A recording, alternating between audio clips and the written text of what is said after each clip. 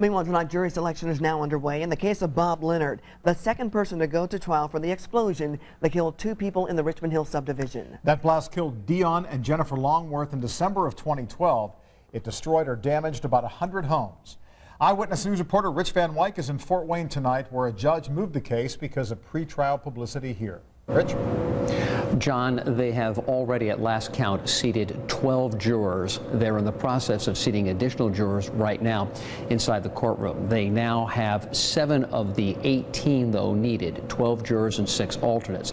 Even here in Fort Wayne, 2 hours from Indianapolis, more than 3 years since the explosion at Richmond Hill, 2 out of 3 potential jurors are telling the court that they're aware of the crime, and many of them saying what they know could affect their decision. The men and women selected to judge Bob Leonard's guilt or innocence have an enormous task.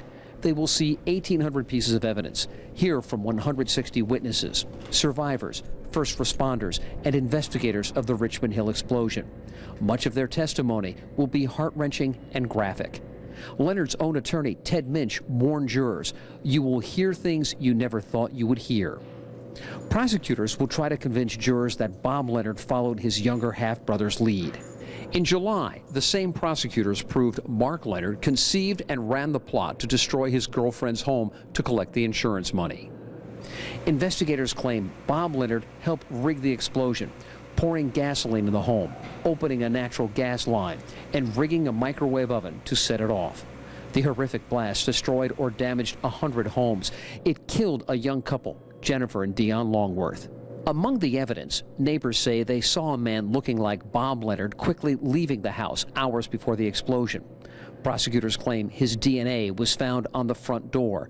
The girlfriend, Monserrate Shirley, previously testified about Mark's involvement in the scheme.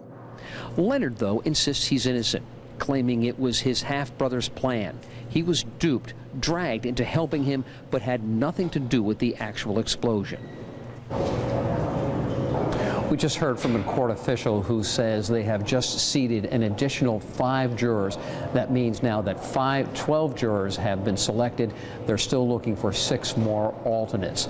This appears to be going faster, John, than some people had suggested or anticipated. It was thought that jury selection would take at least 2 days. Now it is conceivable they could have a jury and alternates selected before the end of the evening. It's a story, John, we continue to follow.